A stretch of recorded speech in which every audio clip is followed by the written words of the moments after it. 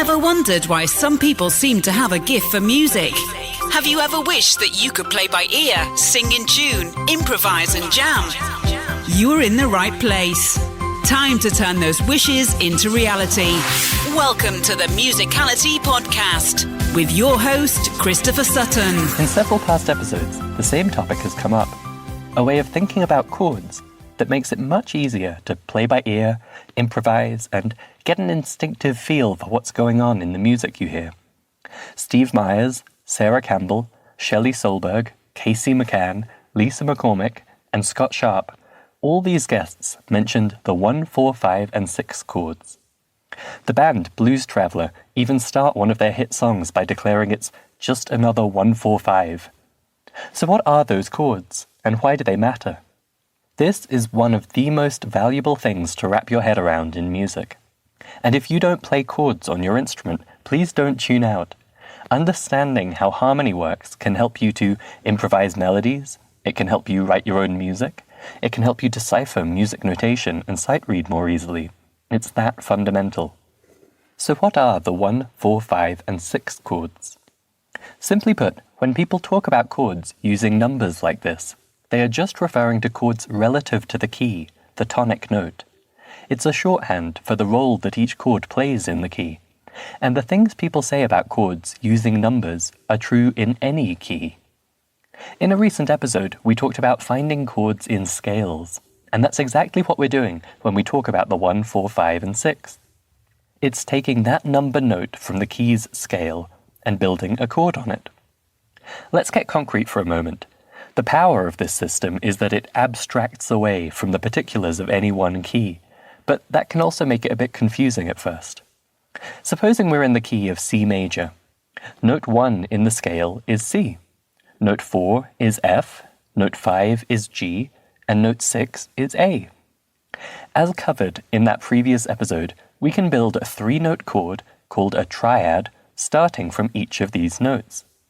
When we do this from the note C, we get the C major chord, and that is our 1 chord.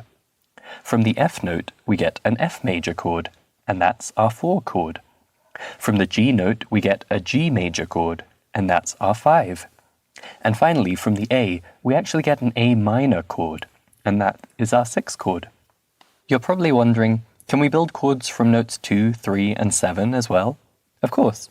But we'll talk in a moment about why those aren't the ones we're focusing on right now.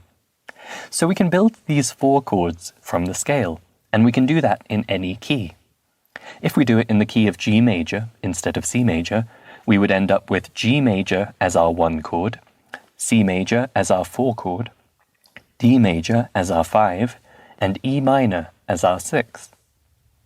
We'll definitely be talking about the circle of fifths in a future episode, because that's a terrific way to shortcut this process of figuring out these chords in any key without needing to count through the notes of the scale. But for now, just know that you can figure out what these 1, 4, 5, and 6 chords are in any key. The 1, 4, and 5 will always come out as major triads, and the 6 will always be minor. So what's the point of all this? In our episode on the power of sulfur, we talked about how naming or numbering the notes of the scale relative to the root note is helpful because it gets us away from all the letter names and sharps and flats that vary in every key, and it gets us directly to the way we actually hear music.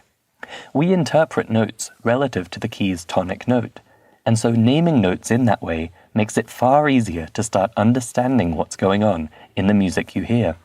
Exactly the same thing is true of chords. When we abstract away from any one key and we talk in terms of these chord numbers, we go straight to the heart of how harmony actually works and how our ears are interpreting the chords we hear. Here are a few questions you might have found yourself asking about chords. Why do these chords sound good when I play them after each other, but these other ones don't? How can I know what chords to choose when I'm writing a song? If I want to play a song in a different key than the sheet music or the recording I have, how would I know what chords to play? Why is it that so many pop and rock songs sound kind of the same, even though they have different melodies? All of these questions can be answered easily when we think in terms of chord numbers, but they all get very complicated if you only think about the literal names of chords in different keys. For example, the 1, 4, and 5 chords are the most commonly used chords in almost every genre of music, with the 6 chord following shortly after.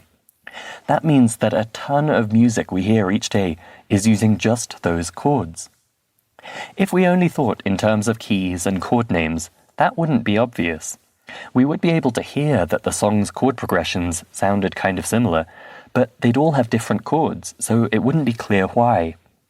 When we translate those chords into this 1, 4, 5, 6 naming system, it becomes immediately obvious. They are all using exactly the same chords, just in a variety of keys. That is a massive shortcut if you want to train your ears to recognize chords. Because really, what you want to learn isn't how can I hear a C, G, A minor, F progression. It's how can I hear a 1, 5, 6, 4 progression no matter what key it happens to be in. Your ears really don't mind what key is being used, and so you can quickly train them to hear that same pattern in any key. So the 1, 4, 5, and 6 chords matter because they are the most frequently used in music. And thinking about them in this numbered system matters because it lets you focus on what's actually going on harmonically and how your ears are actually interpreting the chords musically. The next question we have to tackle is Rome or Nashville? As I've been explaining this, I've just been saying 1, 4, 5, and so on. But when it comes to writing the chords down, there are actually a couple of different systems. The first is called the Nashville numbering system. It's super simple. We literally just write down the number. We write the number 1 for the 1 chord, the number 4 for the 4 chord, and so on. Generally, the major or minor quality of the chord is assumed based on what's normal for the key. So for the 6 chord, you would just write the number 6, and then the musician reading it knows that that will be a minor chord. The second system looks intimidating, but is actually just as simple. It's to use Roman numerals for the chord numbers. We write a capital I for the 1 chord, a capital I followed by a capital V for the 4 chord, just a capital V for the 5 chord, and then a lowercase v and I for the 6 chord. That can look weird if you're not used to Roman numerals, but actually that weirdness is part of its advantage. We use numbers for lots of different things in music, but we only use Roman numerals for naming chords like this. So when you see these symbols written down, you immediately know that it's referring to chords in the key. You do still say them out loud as 1, 4, 5, and so on. So now you understand what the 1, 4, 5, and 6 chords are. You can start taking advantage of this immediately. Next time you're playing a piece of music, ask yourself what the numbers are for the chords being used. You might be surprised how often it boils down to just these 3 or 4 chords. That's why you often hear people talking about 3-chord songs and 4-chord songs. The next big step is to start learning to recognize these chords when they're used. As I said before, you have a huge shortcut here because you know you're just looking for the same patterns no matter what key is being used. We have a whole roadmap and set of training modules for learning to recognize and play chords by ear in Musical U, and it's centered on this insight, that focusing on just the 1, 4, 5, and 6 chords actually covers a huge amount of ground. Yes, there are other chords that can be used, and yes, the types of chord can go beyond just major and minor. But if you get your mind and your ears wrapped around the 1, 4, 5, and 6 chords, you've got the best possible foundation for understanding and recognizing each and every chord you hear. Thank you for listening to the Musicality Podcast. This episode has ended, but your musical journey continues. Head over to musicalitypodcast.com, where you will find the links and resources mentioned in this episode, as well as bonus content exclusive for podcast listeners. That's musicalitypodcast.com.